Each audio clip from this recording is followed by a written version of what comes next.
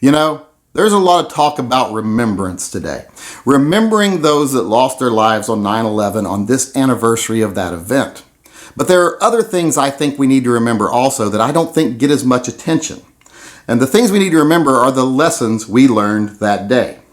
Lessons like there are real heroes in the world. And they're not professional athletes or movie stars. They're firemen. They're policemen, they're paramedics, they're ordinary, everyday citizens that rush to the aid of people in need at great risk to themselves, many of whom lost their lives that day. Those are true heroes. There are also the people that went down to the recruitment office the day after and signed up on the dotted line, risking their lives, going overseas and fighting to try to hold those responsible for 9/11 accountable.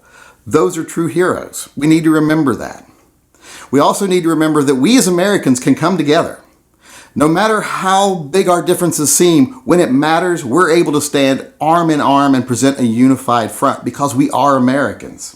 All of us, despite what we think about certain topics, we can overcome our differences when we have to. And we should.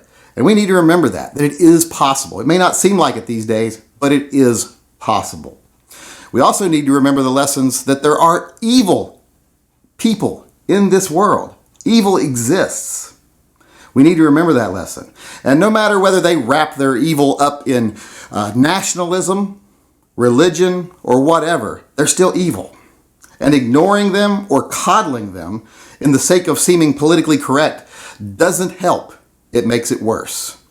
We also have to remember that evil people that have money and power will never be held accountable unless we start making them be accountable. That's evident by the fact that Saudi Arabia is still one of our friends and they never did anything wrong, that whole attitude towards Saudi Arabia, when they were primarily responsible for what happened. But because they have money and power, they've faced no repercussions for what they've done. We also have to remember the number one lesson of that day, the thing that I think it's most important that we learned, and that is that tragedy can never be used as an excuse for injustice. We can't allow politicians to manipulate fear and tragedy so that they can do things they shouldn't be doing, like waging wars based on personal vendettas or corporate profit, or worse yet, passing legislation at the expense of American citizens and their freedoms, like the Patriot Act. Not just the politicians that passed it. We don't need to remember just them. We need to remember those today that refuse to rescind it. That's the number one lesson, I think, from 9/11, is that we can't allow tragedy to justify injustice, ever. It's never the right thing to do. People always say, well, we had to do something. Well, no, you don't. It's better to do nothing than do something like that. So these are the lessons I think we need to remember today. And so often I think people don't remember these. They want to light candles and they want to be seen holding flowers and laying them somewhere, but they don't want to really remember the lessons we learned that day. So on this day of remembrance, yes, let's remember.